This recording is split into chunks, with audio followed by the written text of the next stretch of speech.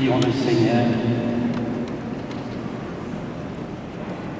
Seigneur notre Dieu, que la communion au corps et au sang de ton Fils nous détourne de toutes choses périssables. Ainsi pourrons-nous, à l'exemple de Sainte Catherine de Caquita, progresser sur terre dans un sincère amour pour toi et connaître au ciel la joie de te contempler sans fin par Jésus, le Christ, notre Seigneur.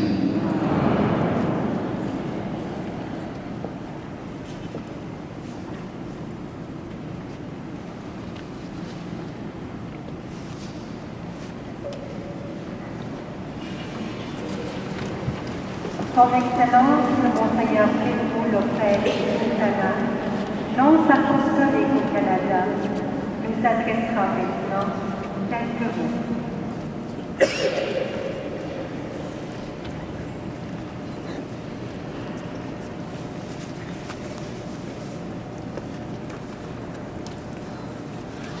Son Éminence, le cardinal Gott, le frère Beck, mes chers amis.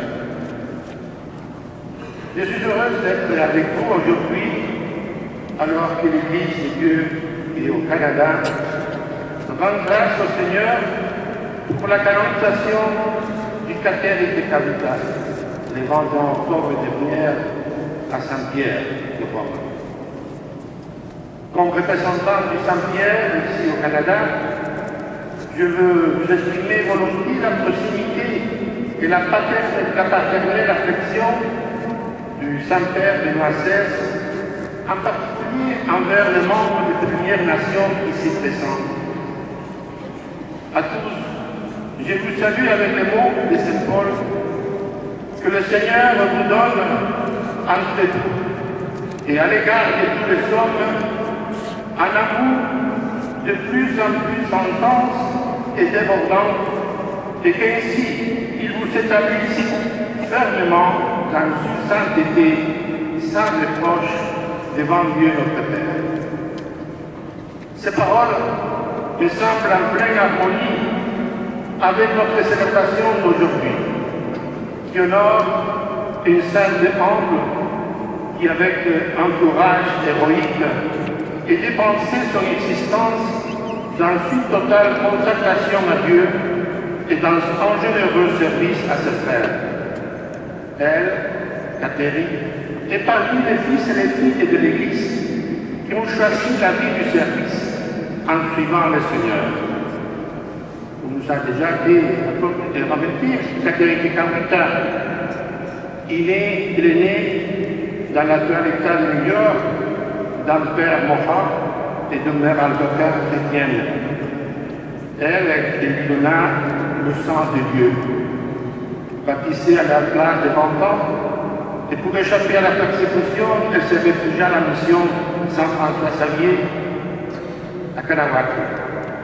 Là, elle travailla, partageant la culture des siens, mais en ne renonçant jamais à ses convictions religieuses jusqu'à sa mort à l'âge de 24 ans. She was a calm, gentle and hard-working person, spending her time working, praying and meditating. Even when following her tribe in the hunting season, she continues her devotions before a road cross carved by herself in the forest. When her family urged her to marry, she replies very serenely and calmly that she has Jesus as her only spouse. This decision, in view of the social conditions of women of the First Nation tribes at that time, exposed Catherine to the risk of living as an outcast and in poverty. It is a bold, unusual and prophetic gesture on 25th March 179, at the age of 23, with the consent of her spiritual director, Catherine takes a vow of perpetual virginity, as far as we know, the first time that this was done among the First Nation women. As the Blessed Pope John Paul II says on the occasion of the ceremony of her beatification, in 1980, in a quote the Holy Father, a young woman who died when she was only 24 years old, Catherine de Caruita, the lady of the Mohawks, the Iroquois maiden, who in the 17th century in North America was the first to renew the marvelous sanctity of Saint Scholastica, Saint Gertrude, Saint Catherine of Siena, Saint Angela Medici, and Saint Rose of Lima, receiving along the path of love her great spiritual sister, the release of the child Jesus. The last month of her life are an even cleaner manifestation of her solid faith, a straightforward humility, calm resignation, and radiant joy, even in the midst of terrible sufferings. Her last words, simple and sublime, whispered at the moment of death, sum up like a noble hymn, a life of pure chastity. Jesus, I love you, thy close to passion. Ce sont des traits similaires que le pape Benoît XVI a révélés lors de l'homilie de la messe de canonisation le 21 octobre dernier. Et un quote de Saint Pierre, un des membres, les paroles qu'il a dit, dans une vie toute ordinaire, Catherine resta fidèle à l'amour de Jésus, à la prière et à l'Eucharistie quotidienne. Son but était de connaître, de faire ce qui est agréable à Dieu. Catherine nous impressionne par l'action de la grâce dans sa vie en lassant des soutiens extérieurs et par son courage dans sa vocation si particulière dans sa culture. En elle, foi et culture s'enrichissent mutuellement. Que son exemple nous aide à vivre là où nous sommes, sans renier qui nous sommes en amant Jésus. Défini comme la protection de Saint Pierre. Catherine, cette jeune fille pauvre et illettrée, mais riche de la grâce de Dieu et sage de la sagesse de la croix, fait le vœu perpétuel de l'utilité et meurt avec 24 ans seulement, vous ne savez pas tout. Elle nous enseigne qu'aux yeux de Dieu, ce qui est beau, c'est la foi vivante et opérante, la donation de soi-même à la volonté du Seigneur et l'amour envers le prochain poussé jusqu'à le sacrifice et le pardon. Dans un monde, notre monde, qui trop souvent cherche à se construire sans Dieu, le témoignage de Sainte Catherine nous rappelle que la foi authentique rend meilleur. Elle nous s'ouvre sur les besoins des autres et ceci dans l'engagement qui ne se laisse pas décourager par les difficultés. Elle transforme l'existence.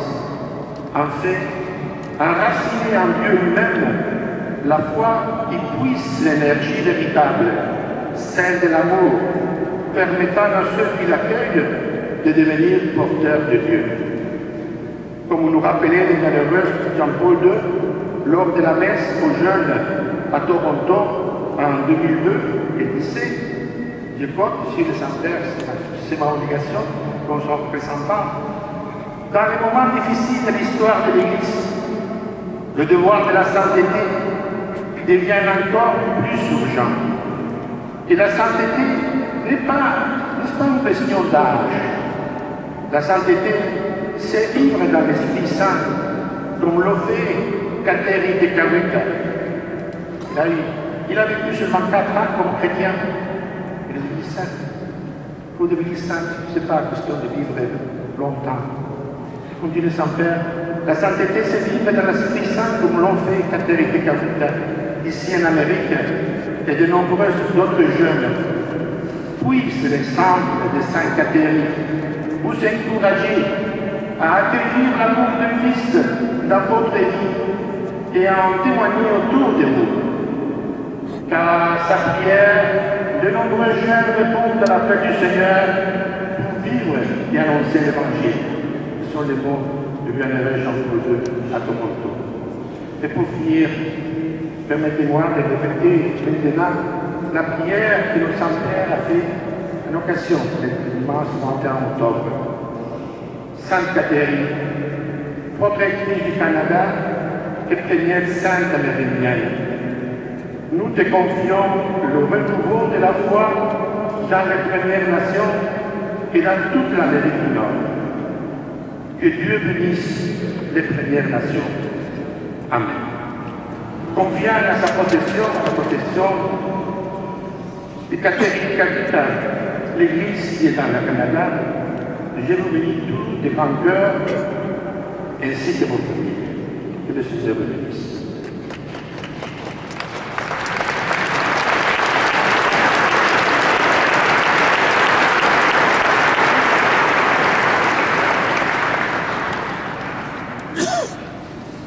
À cette étape de la célébration, nous désirons adresser quelques remerciements. Tout particulièrement remercier Monseigneur Lionel Gendron qui a présidé cette célébration d'Action de grâce pour Catherine Calcutta.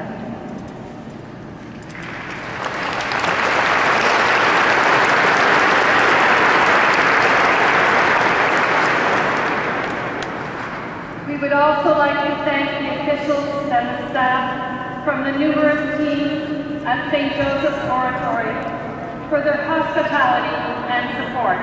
They have been a tremendous help.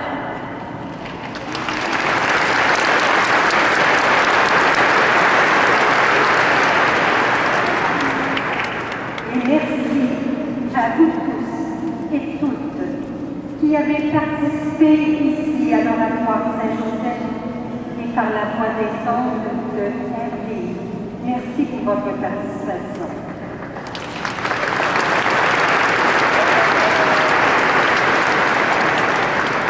Alors, au terme de cette Eucharistie, il est bon de nous rappeler que l'Eucharistie nous envoie toujours en mission. At the end of the Eucharist, it's good to remember that the Eucharist sends us into mission. Pour nous, Canadiens et Québécois, la canonisation de Gadeli de Gapuipa, as it is pronounced in Mohawk, nous interpelle concernant les relations que nous avons eues et que souvent nous avons encore à l'égard des membres des nations autochtones. La paix et la justice ne sont pas pleinement établies entre eux et nous, et les chemins qui pourraient conduire ne sont pas toujours reconnus. Il nous appartient à chacun, chacune, de prendre et de fréquenter des chemins de réconciliation. For the First Nations, the canonization of Saint Gadeli de Gapuipa is also an invitation to reconciliation. It belongs to the members of the First Nations to accept the apology expressed in April 2009 by Pope Benedict XVI on behalf of the whole Catholic Church. To accept the apology and to forgive. As former Grand Chief Phil Fontaine said 2 weeks ago in Rome, the statement from the Holy Father, together with the canonization of Catherine, makes it much possible to bring the First Nations very much closer to the Catholic Church. With the intercession of Saint Catherine, let us walk together the way towards reconciliation and peace. Prenons ensemble, sous le regard de Sainte Catherine, avec son aide, les chemins de la réconciliation et de la fraternité. En terminant, un cordial merci à Monseigneur Christian Lépine, archevêque de Montréal, pour son accueil chaleureux dans son diocèse. Merci aussi au Père Claude Groux, recteur de l'Oratoire Saint-Joseph, et à tout le personnel pour leur aimable collaboration. Merci à toutes les personnes du diocèse de Saint-Jean-Longueuil, especially thank you to the people of St. Francis Xavier Mission. Merci aux membres du comité organisateur, de l'équipe d'accueil, d'animation, des communications, ainsi qu'à tous les nombreux intervenants, les deux chorales, celle de la co-cathédrale et celle de la mission Saint Francis, les lecteurs, les servants, les ministres des offrandes et de la communion. Grâce à vous, cette messe d'action de grâce fut une merveilleuse célébration. Thank you. Merci à vous tous et toutes pour votre participation. May God bless the First Nations. May God bless us. Que Dieu nous bénisse. Le Seigneur soit avec vous. C'est Dieu lui-même qui est la gloire des saints, leur gloire et leur bonheur. Et c'est lui qui vous donne part à leur rêve. Qu'il vous bénisse encore et toujours. Freed through the intercession from present ills and formed by the example of their holy way of life, may you ever be devoted to serving God and your neighbor. Toute l'Église est heureuse de savoir beaucoup de ses enfants dans la paix du ciel. C'est là que Dieu vous attend. May God bless you, the Father, and the Son, and the Holy Spirit.